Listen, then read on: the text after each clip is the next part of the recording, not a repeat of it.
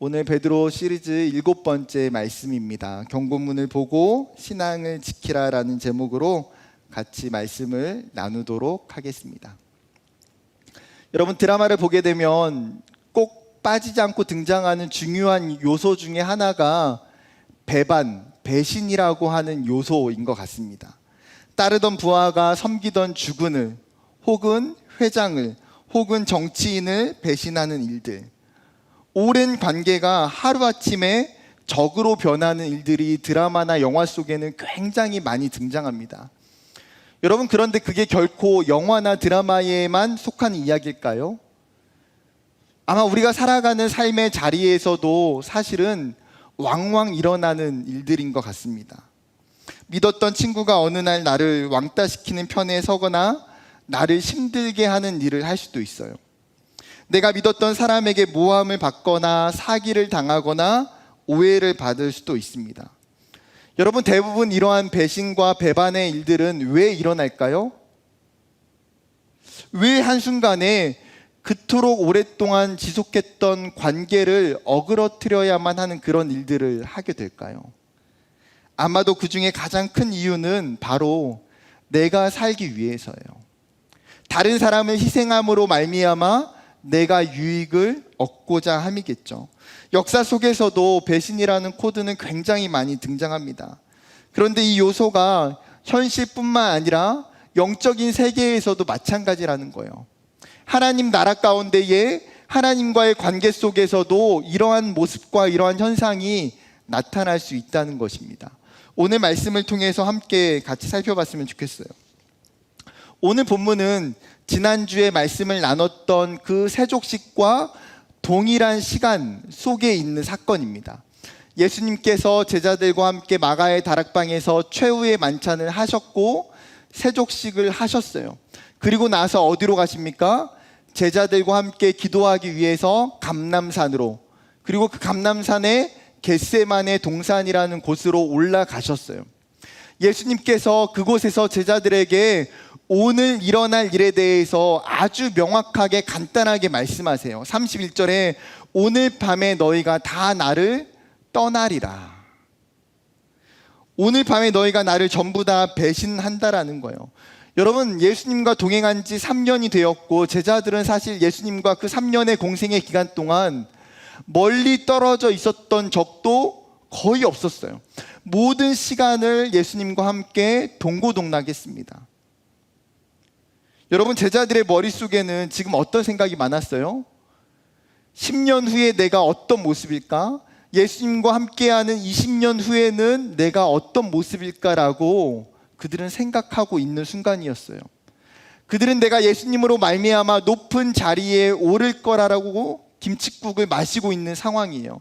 그런데 예수님의 이 말씀은 그들의 상상에 찬물을 끼얹고 있는 것 아닙니까? 너희는 나를 버리고 떠날 거야. 그런데 언제 떠난다는 거예요? 오늘 밤이라고 명확하게 이야기하고 계세요. 예수님은 이 제자들의 배신과 이 도망이 이미 선지자를 통해서 예언된 하나님의 말씀이라는 거예요. 예수님이 스가랴 선지자의 말씀을 인용하고 계세요. 스가랴서 13장 7절에 이렇게 이야기합니다. 만군의 여호와가 말하노라. 카라, 깨어서 내 목자 내 짝이 된 자를 치라. 목자를 치면 양이 흩어지려니와 작은 자들 위에는 내가 내 손을 들이우리라. 여러분, 이 말씀이 누구의 말씀입니까? 만군의 여호와 하나님의 말씀이라는 거예요. 그 전능하신 하나님이 이스라엘 백성들을 향해서 명령하고 예언했던 게 무엇입니까? 카라, 깨어서 내 목자 내 짝된 자를 치라. 여기서 이야기하는 칼은 뭐예요? 권력자를 상징하는 거예요. 그 당시에 유다의 종교 지도자들과 로마의 권력자들을 칼이라고 비유하는 거예요. 그 칼이 누구를 대적합니까? 내 짝이 된 자, 내 목자, 즉 메시아 예수 그리스도를 죽음에 빠뜨리게 된다라는 거예요. 여러분, 목자가 죽는 그때에 어떻게 됩니까? 양들은 모두 흩어지게 된다. 그리고 그 스가랴 선지자의 예언이 지금 예수님은 이제 일어날 거라고 말씀하고 계시는 거예요. 그런데 여기서 끝이 아니라 32절에 뭐라고 이야기합니까? 굉장히 중요한 접속사가 있어요. 그러나 여러분 항상 그러나라는 접속사가 일어날 때는 무슨 이야기가 나오게 됩니까? 그 전과 다른 반전이 일어나게 된다라는 거예요. 그러나 어떻게 됩니까? 양떼의 흩어짐이 결말이 아니라 진짜 결말이 있는데, 내가 살아난 후에 너희보다 먼저 갈릴리로 가서 거기서 만나게 될 거라는 거예요. 여러분, 예수님은 다시 한번 제자들에게 자신의 부활에 대해서 이야기하고 계시는 거예요. 내가 반드시 살아날 것이고, 내가 너희를 반드시 만나러 갈 것이고, 너희와 내가 다시 재결합하게 될 것이다. 이것이 진짜 결말이라는 거예요. 그런데 이어지는 상황을 보게 되면 제자들은 이 예수님의 말씀을 명확하게 이해하지 못했던 것 같아요. 여러분, 제자들의 귀에는 어떤 이야기가 들렸을까요? 딱 한 이야기. 너희가 나를 떠나게 될 거야. 너희가 나를 배신하게 될 거야. 이 말 한마디가 제자들에게는 엄청난 충격이지 않았을까요? 우리가 3년 동안 따라다녔고 지금 예수님과의 관계 속에서도 아무런 문제가 없는데, 아니 하루아침에 우리를 배신자 취급하고 있는 그 예수님의 말씀이 야속하지 않았을까요? 이 이야기를 듣자마자 가장 반응이 빨랐던 베드로가 뭐라고 말씀합니까? 모두 주를 버릴지라도 나는 결코 주를 버리지 않겠습니다. 주님, 그런 일은 있을 수가 없는 일이에요. 주님, 절대로 그런 일은 일어나지 않아요. 지금 베드로는 자신 앞에 어떠한 큰 태풍이 다가오고 있는지에서 전혀 인식하지 못하고 있어요. 베드로의 고백 속에는 지금 자신의 영적 상태에 대한 강한 확신과 지금 예수님과 나와의 관계 속에 있는 만족이 드러나고 있어요. 또 한편으로 뭐가 있습니까? 다른 제자들보다도 내가 더 예수님과 친밀하고 예수님과 더 관계가 좋다고 생각하는 자기 우월감이 드러나고 있는 거예요. 내가 예수님과 함께 많은 사역도 했고, 내가 예수님께 더 많은 경험과 기적도 누렸고, 내가 예수님을 누구보다도 더 헌신하고 있다라고 생각하는 것. 여러분, 이러한 자기 우월감은 어떤 문제와 어떤 시험이 나에게 찾아올지라도 거뜬히 이길 수 있다라는 착각을 베드로에게 가져다 줘요. 결국은 이러한 착각은 베드로에게 영적인 교만함을 만들어 주는 거예요. 여러분, 본문을 묵상하다 보면 이 베드로의 문제점, 이 베드로가 걸려 있는 병을 발견하게 돼요. 무슨 병일까요? 베드로는 I'm very good이라고 생각하고 있어요. 나는 매우 좋아. 내 신앙은 매우 좋고, 내가 예수님과의 관계도 매우 좋고, 내가 지금까지 많은 경험들을 했기 때문에 나는 누구보다도 월등히 괜찮다라고 생각하는 거예요. 자기 스스로를 굉장히 굿이라고 생각하고 있는 교만과 자만이 있죠. 여러분, C.S. 루이스가 썼던 스크루테이프의 편지라는 책에서 여러분 그 24번째 편지의 사탄이 조카에게 이런 이야기를 해요. 신앙이 좋아 보이는 그리스도인에게 허점이 여간 눈에 잘 보이는데, 신앙으로 결속된 집단에서 자라난 사람이라면 누구나 가지고 있는 공통된 약점이 있다는 거예요. 그게 뭘까요? 교만이라는 거예요. 초신자나 신앙에 관심 있는 사람들은 높은 수준을 모방하고 싶은 마음이 간절한 상태이고, 그 사람들을 모방하고 과장하게 만들면서 가장 강력하고도 아름다운 영적인 교만이 일어날 수 있다는 거예요. 심지어 쉽게 교만에 빠뜨릴 수 있는 방법은 신앙이 좋은 집단이나 교육 수준이 높은 집단에 데려다 놓으면 얼마간의 그러한 환상에 다 빠지게 된다는 거예요. 어떤 환상입니까? 다른 사람의 영적인 수준을 보고 나의 수준이라고 착각하게 만든다는 거예요. 또 이런 이야기를 해요. 이 작전의 성공 여부는 그를 얼마나 혼동시킬 수 있느냐에 달려 있는데, 그 스스로 내가 좋은 그리스도인이라고 자랑하게 만들고 자신이 하는 모든 일과 생각에 은근히 자긍심을 뒤섞여 놓으라고 이야기해요. 그러면 자기도 모르게 쉽게 교만에 빠져 넘어지게 된다는 거예요. 여러분, 이것이 이 시대 가운데에 사단이 우리에게 쓰고 있는 전략이에요. 어쩌면 베드로가 사단에게 넘어지고 있는 문제점이 바로 이것 아닙니까? 여러분, 내 신앙이 이 정도면 괜찮지, 내가 이 정도 예수 믿으면 되지라고 생각하지 말라는 거예요. 그 누구도 여러분 내 신앙을 예측할 수 없어요. 그 누구도 내 신앙을 객관적으로 평가할 수도 없어요. 그렇기 때문에 오히려 사도 바울과 같은 신앙과 믿음의 태도를 가지고 있는 것이 중요해요. 여러분, 사도 바울이 자신의 삶 가운데 끊임없이 복음을 전하고 수많은 사역의 열매를 가지고 있음에도 불구하고 사도 바울이 고백한 게 무엇입니까? 내가 지금까지 이루고 있는 것들, 내가 지금까지 했던 모든 것들을 다 잊어버리고 뭐예요? 내가 오직 앞을 향하여, 나의 표대를 향하여 나는 여전히 힘껏 달려가노라 라고 고백하는 거예요. 사랑하는 청년 여러분, 우리의 삶 가운데에 베드로와 같은 자기 우월감과 교만이 있다면 하나님 앞에 겸손하게 내려놓았으면 좋겠어요. 그로 말미암아 나의 모습을, 나의 신앙을 내가 더욱더 정확하게 보고 정직하게 볼 수 있는 저와 여러분 되기를 주님의 이름으로 축복합니다. 다시 본문으로 돌아와서 예수님이 베드로에게 말씀하시는 것이 무엇입니까? 내가 진실로 진실로 내게 이르노니 오늘 밤 닭 울기 전에 너가 3번 나를 부인할 거야 라고 예수님 말씀하세요.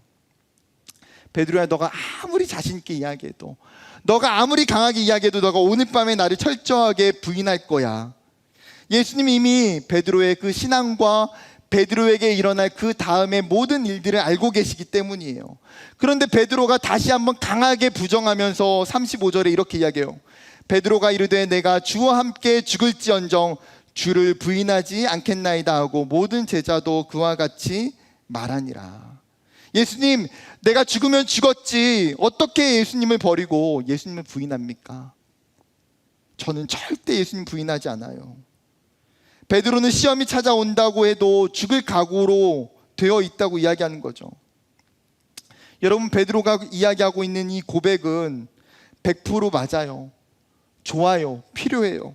여러분, 우리가 예수를 믿고 우리에게 시험이 다가올 때에 우리가 예수와 함께 죽을 수 있는 그 믿음과 각오를 갖는 것, 굉장히 중요한 신앙이에요. 예수님이 짊어졌던 그 십자가를 내가 짊어지고 가는 것, 굉장히 중요한 믿음이에요. 그렇다면 실제로 베드로가 자신에게 일어나고 있는 이 영적인 태풍 앞에서 자신의 고백, 자신의 약속을 지켰냐라는 거죠. 여러분, 그 이후에 이 마태복음 26장에 2가지 사건이 바로 연달아 일어나게 돼요. 어떤 일입니까? 예수님이 겟세마네 동산에서 제자들과 기도하실 때에 가룟 유다와 로마의 군병들이 그곳에 찾아오게 돼요. 그리고 예수님은 순순히 그들에게 끌려가기를 자청하셨어요. 그때 베드로가 어떻게 합니까? 베드로가 다른 사람의 칼을 빼어서 대제사장의 하인이었던 말고의 오른쪽 귀를 잘라요. 자신도 모르게 꺼냈던, 휘둘렀던 그 칼에 의해서 누군가 다치게 되는 끔찍한 일이 벌어지게 돼요. 베드로는 예수님을 지키기 위해 사용한 방법이 무엇입니까? 폭력이죠. 로마의 군병들과 똑같은 방법으로 예수님을 지킬 수 있을 거라고 생각하는 거예요. 그때 예수님이 뭐라고 말씀하십니까? 52절과 53절. 이에 예수께서 이르시되 내 칼을 도로 칼집에 꽂으라. 칼을 가지는 자는 다 칼로 망하느니라. 너는 내가 내 아버지께 구하여 지금 12군단 더 되는 천사를 보내시게 할 수 없는 줄로 아느냐. 베드로야, 너가 나를 지키는 방법, 아니 더 근본적으로 너의 신앙과 너의 믿음을 지키기 위한 방법이 잘못됐다는 거예요. 하나님께서는 사실 이 일을 막으시려고 한다면 하늘에 있는 12군단이라도, 여러분 그 당시에 여기서 쓰고 있는 레기온이라고 하는 군단이라고 하는 단어는 6,000명의 병사를 이야기하는 단어예요. 말 그대로 얼마나 많은 숫자를 통해서 하나님은 로마의 군대를 막으실 수 있는 분이라는 거예요. 그런데 왜 그렇게 하지 않습니까? 이 일이 하나님의 계획이기 때문에. 베드로는 자신에게 찾아온 거대한 시험 앞에 결국 어떻게 돼요? 실패해요.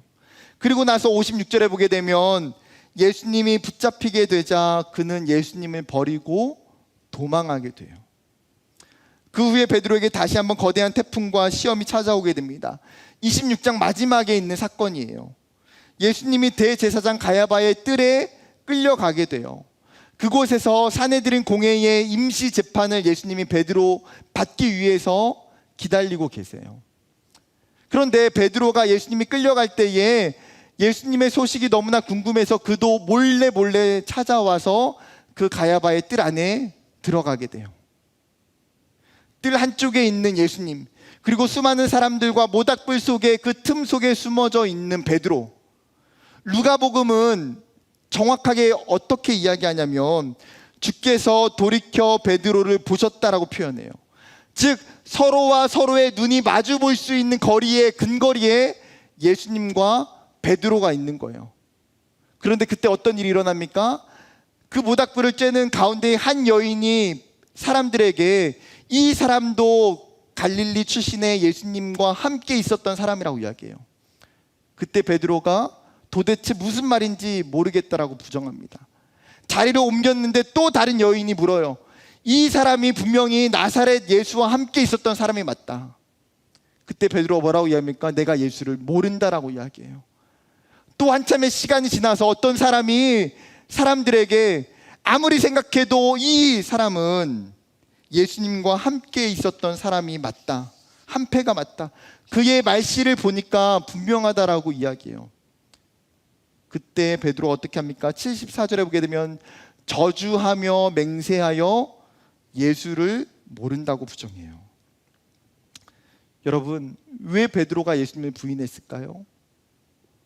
아마도 내가 예수의 제자라고 인정하면 베드로가 예수님과 똑같이 붙잡히게 되고, 그리고 예수님처럼 자신 또한 생명이 위태로워질 것을 분명히 그가 직감했기 때문이에요. 죽음의 위협 앞에 비겁하게 예수님을 부인하고 저주해요. 그리고 그때에 곧 닭이 울더라라고 성경 이야기해요. 어떻게 됩니까?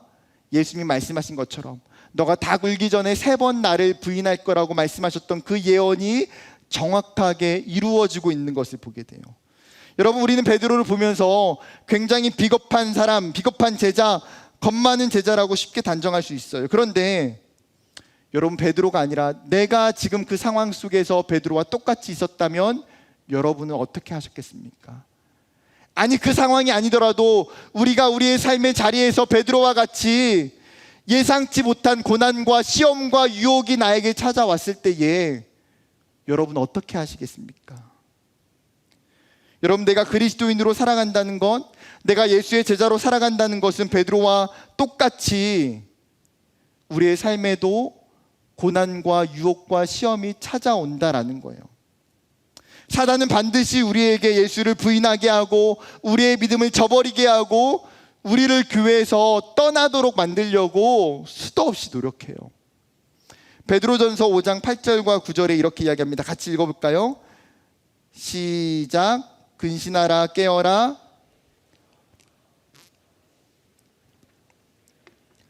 너희는 믿음을 굳건하게 하여 그를 대적하라.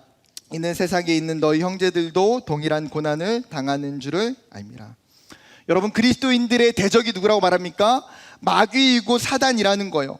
이 마귀가 끊임없이 굶주린 사자와 같이 삼킬 자를, 공격할 자들을, 그리스도인들을 넘어뜨릴 자들을 찾는다라는 거예요.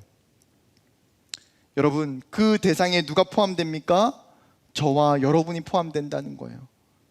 우리의 마음은 어때요? 하나님, 나는 아니었으면 좋겠어요. 하나님, 내가 예수 잘 믿는 사람은 예외였으면 좋겠는데, 하나님, 이제 막 교회에 나오기 시작한 초신자는 예외였으면 좋겠는데. 여러분, 그런데 슬프게도 그리스도인들에게는 그 누구도 예외가 없다는 거예요. 어떤 사람은 마치 마귀가 주는 그 고난과 시험이 나에게만 있는 것처럼 생각드는 청년들이 있을 수도 있어요. 내 주변에 있는 다른 사람은 영적인 시험이 없는 것처럼 보여질 수도 있어요.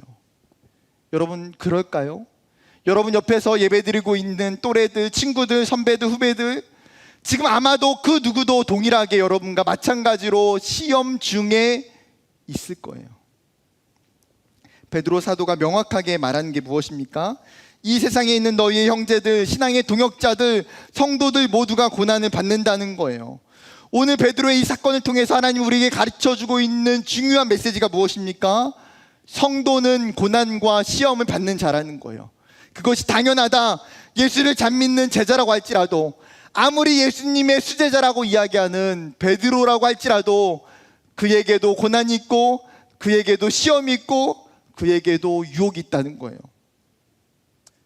여러분, 예수를 믿으면 고난이 프리패스 됩니까? 아니요. 어쩌면 오히려 내가 예수를 믿기 때문에 더 많은 고난을 당해야 되는 게 성경이 이야기하고 있는 진리일 수도 있어요. 사랑하는 청년 여러분, 청년의 때에 그리고 혹은 지금 여러분의 삶에 고난과 시험이 있습니까? 내가 믿음이 없어서, 내가 신앙이 안 좋아서, 내가 영적으로 만만해서 나만 당하는 고난이고 나만 당하는 시험이라고 생각하지 않았으면 좋겠어요. 성경은 우리 모두에게 동일하게 고난이 있다고 이야기해요. 그렇기 때문에 시험에 넘어지고 고난으로 인해서 내 신앙의 밑바닥을 본다 할지라도 여러분, 절대 낙심하면 안 돼요. 절대 포기해서는 안 돼요. 예수님이 분명하게 말씀하신 것처럼 도망치는 것이 끝이 아니라는 거예요. 부활한 후에 내가 다시 너희에게 갈릴리로 찾아갈 것이고 너희의 믿음과 너희의 신앙을 내가 다시금 회복시켜 줄 거야. 그것이 예수님의 약속이기 때문이에요. 그렇다면 한 걸음 더 나아가서 여러분, 하나님이 왜 베드로의 실패를 성경에 기록해 놓았을까요? 여러분, 천국에 가서 베드로를 만나면 베드로 사도 입장에서는 얼마나 부끄러울까요? 여러분, 어떻게 보면 자신의 인생의 최대의 실수가, 자신의 영적인 가장 치부가 오늘 마태복음 26장이에요. 여러분, 천국에 치킨이 있을지 없을지 모르겠어요. 여러분, 있다고 해도 베드로는 어떨까요? 닭 컴플렉스가 있어가지고 절대 치킨 안 먹을 거예요. 여러분, 자신의 그 치명적인 가장 약점을 성경은 정확하게 기록하고 있어요. 왜요? 여러분, 이것을 통해서 우리에게 주시는 메시지가 뭐예요? 베드로의 실패가 그리스도인들에게 하나님의 주시는 경고문이라는 거예요. 제가 군 생활을 비무장지대였던 GOP에서 근무를 했어요. 철책이 바로 앞에 있는, 눈앞에 북한이 보이고 북한의 초소들도 보여요.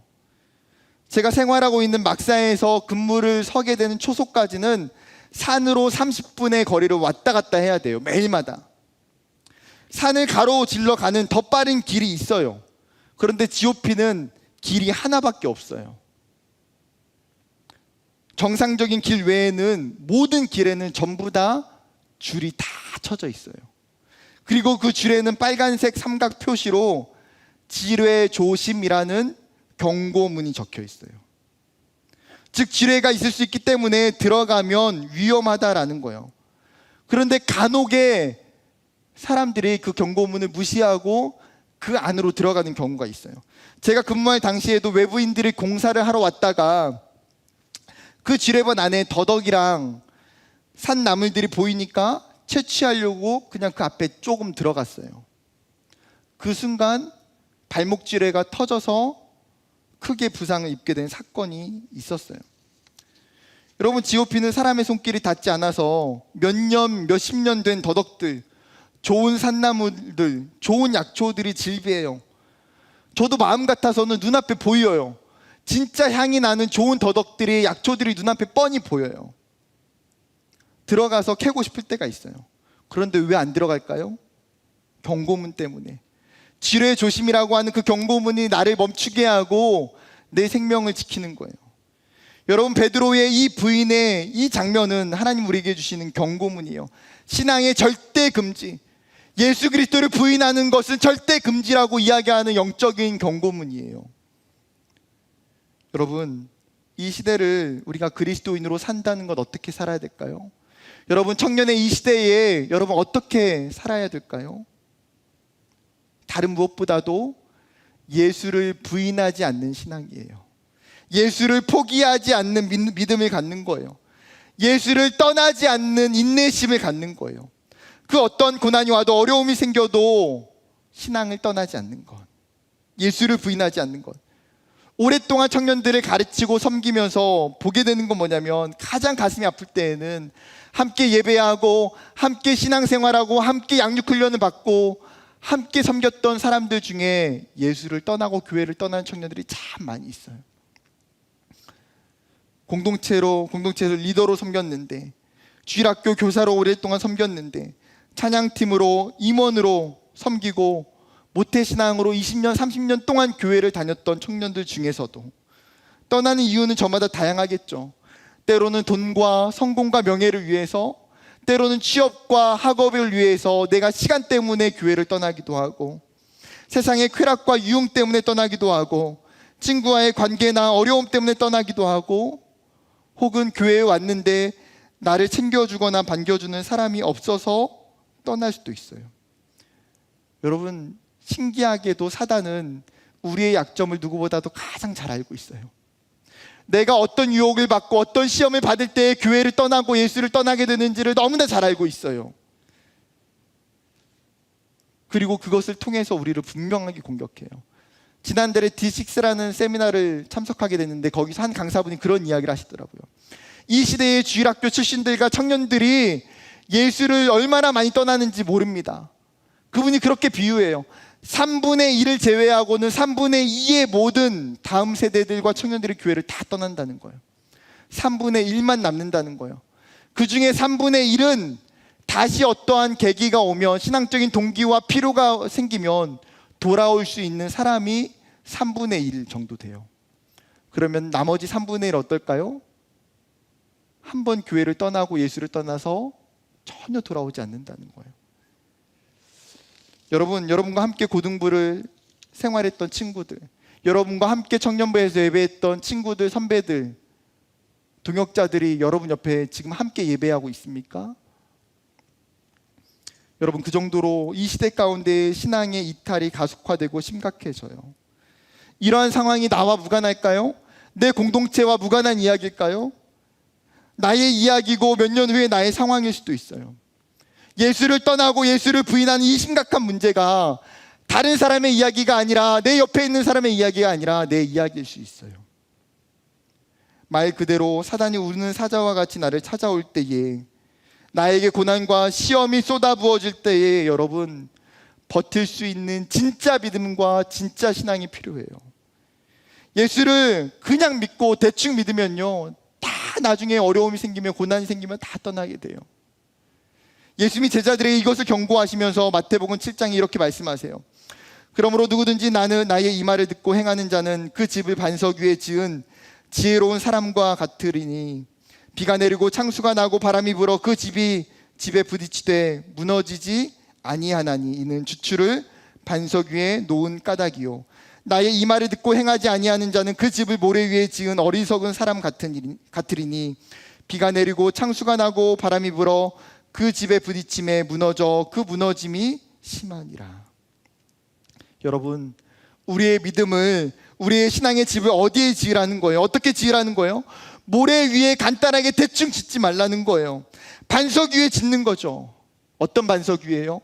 하나님의 그 진리의 반석 위에, 하나님의 말씀 위에, 예수의 복음의 반석 위에, 예수 그리스도와 인격적인 그 관계 위에 너의 신앙의 집을 지으라는 거예요.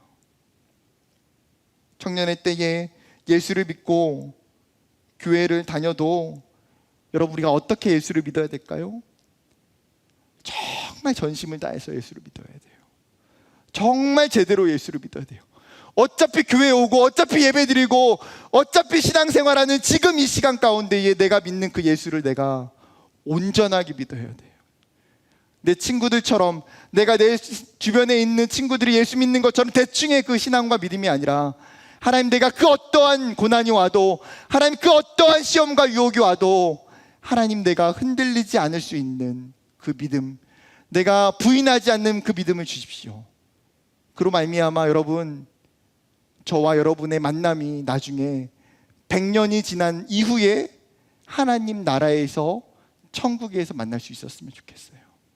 예수를 부인하지 않는 것, 가장 좋은 신앙은 어떤 신앙일까요?